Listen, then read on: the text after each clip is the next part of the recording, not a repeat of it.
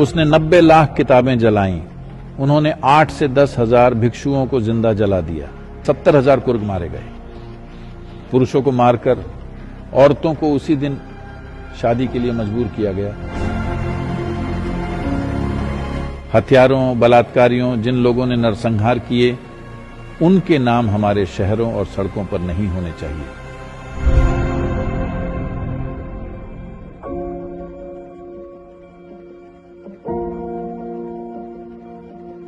क्या आप निकट भविष्य में हिंदू जागृति देख रहे हैं या इसमें कितना समय लगेगा? मैं हिंदू शब्द का प्रयोग करने के बजाय सनातन शब्द का प्रयोग करना बेहतर समझूंगा, क्योंकि सनातन का मतलब शाश्वत होता है। कोई भी चीज तब तक शाश्वत नहीं हो सकती जब तक वह समावेशी न हो।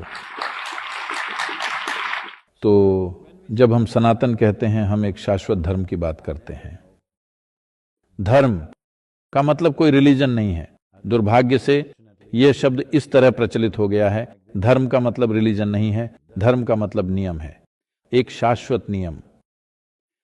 आप शाश्वत नियमों तक कैसे पहुंचते हैं?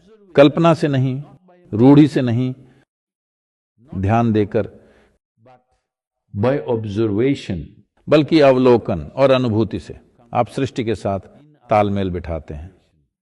सिर्फ वही सनातन हो सकता है। तो हम जो हैं उसका यही मूल तत्व है। दुर्भाग्यवश अधिकांश हिंदू आबादी को यह बात नहीं बताई गई है। बहुत से हिंदू बात करते हैं, हमारी अपनी किताब है, हम किसी किताब से नहीं टपके हैं।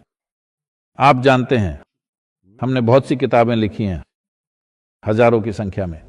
ये जब खिलजी, उसका नाम क्या है? बख्तियार खिलजी। बख्तियार खिलजी आया, एक यूनिवर्सिटी, नालंदा यूनिवर्सिटी को उसने जला दिया। यह अनुमान लगाया जाता है कि उसने 90 लाख किताबें जलाईं। 500-600 साल पहले 90 लाख किताबें। दुनिया में कहीं भी 90 लाख किताबें नहीं थीं, कहीं पर भी। और वे 6 महीने तक जलती रही। यही कहा जाता है। कुछ लोग कहते हैं 12 महीने तक, आप 6 महीने कह रहे हैं, इससे कोई फर्क नहीं पड़ता। तब पेट्रोलियम नहीं था, तो यह संभव है कि उसमें 6 महीने या 12 महीने लगे। उससे भी ज्यादा उन्होंने भिक्षुओं को जिंदा जला दिया, क्योंकि उनमें से अधिकांश एक एक किताब का पाठ कर सकते थे। तो उन्हें लगा कि किताबें आपके भीतर जिंदा रहेंगी, तो उन्होंने उन्हें भी जिंदा जला दिया। तो अविश्वसनीय चीज यह है कि आधुनिक भारत में उस इलाके को बख्तियारपुर का नाम दिया गया है। यह एक चीज है जो हमें जरूर करनी चाहिए। विक्रम, आपको इस पर एक किताब लिखनी ही चाहिए। औरंगजेब स्ट्रीट है, औरंगाबाद, 60 से अधिक औरंगाबाद हैं। बख्तियारपुर है, कुतुब मीनार है। एक आदमी जिसने हिंदू और जैन मंदिरों को दूषित किया और उनसे एक स्मारक बनाया। जाहिर है टीपू सुल्तान भी है, जिसने बहुत भयावह काम किए थे। टीपू सुल्तान ने 4 लाख से ज्यादा हिंदुओं को जबरन इस्लाम में कन्वर्ट किया था, सिर्फ मालाबार इलाके में। पुरुषों को मार डाला गया। कहते हैं एक इतिहास जो उसके अपने बेटे ने सही माना है, इसका मतलब ये असली है। वे गर्व से दावा करते हैं कि उसने कम से कम 10,000 हिंदुओं को मार डाला और पुरुष मार दिए गए। महिलाओं को उनके पति की मृत्यु के दिन ही शादी करने के लिए मजबूर किया गया। नहीं मानने पर उनके गुप्तांगों में गर्म लोहा डाल दिया जाता था। ऐसे काम किए गए। और मेरे मन में इस्लामी शासकों के खिलाफ कुछ नहीं है, क्योंकि वह हमारा इतिहास है। हमने उन्हें आने दिया और वे आए। जिन राजाओं ने परोपकार के साथ शासन किया, आप उनके नाम डालना चाहते हैं तो ठीक है, लेकिन हथियारों, बलात्कारियों, जिन लोगों ने आकर नरसंहार किए और सैकड़ों मंदिरों को अपवित्र किया, उनके नाम हमारे शहरों और सड़कों पर नहीं होने चाहिए। अभी हाल में किसी ने मुझे अपने घर पर आमंत्रित किया, क्योंकि वहां कुछ पायलट मिलने वाले थे। वे बोले, सदगुरु आपको आना चाहिए, आप एक लाइसेंस्ड पायलट हैं, आपको वहां होना चाहिए, वे पसंद करेंगे, सिर्फ 10 मिनट के लिए आकर चले जाइए। मैंने कहा ठीक है, मुझे पता दीजिए, मैं आ जाऊंगा।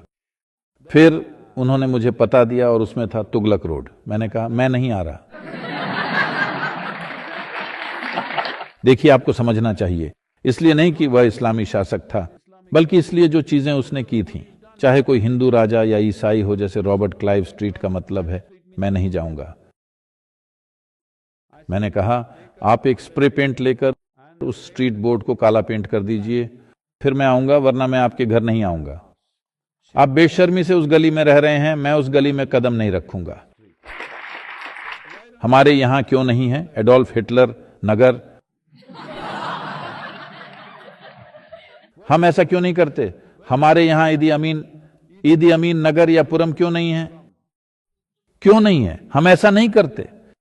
जिन लोगों ने दूसरे मनुष्यों के साथ असाधारण क्रूरता दिखाई, चाहे वे जो भी हों, हम उनका सम्मान नहीं करते।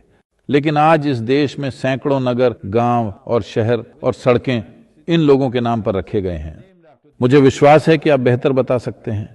मैं संख्याएं, नाम और तारीखें याद रखने में अच्छा नहीं हूं। हमारे कर्नाटक राज्य में भी टीपू जयंती होती है। हम उसके जन्म का भी जश्न मनाते हैं। टीपू जयंती एक टीपू एक्सप्रेस हुआ करती थी, सबसे बदतर तानाशाहों में से एक। यहाँ तक कि मरे हुए कुर्गवासियों का धर्म बदला, न सिर्फ जीवित लेकिन मुर्दों का भी धर्म हमें बदला। लगता है कि कुर्गों को सबसे ज्यादा खामियाजा भुगतना पड़ा। That's not a fact. It felt that way because the Kurds fought. ये सच नहीं है। ऐसा इसलिए लगा क्योंकि कुर्ग लड़े। दूसरी जगहों पर लड़ने वाले लोग नहीं थे। उन्होंने खास प्रतिरोध के बिना उन पर कब्जा कर लिया, इसलिए वह कहीं लिखा नहीं गया।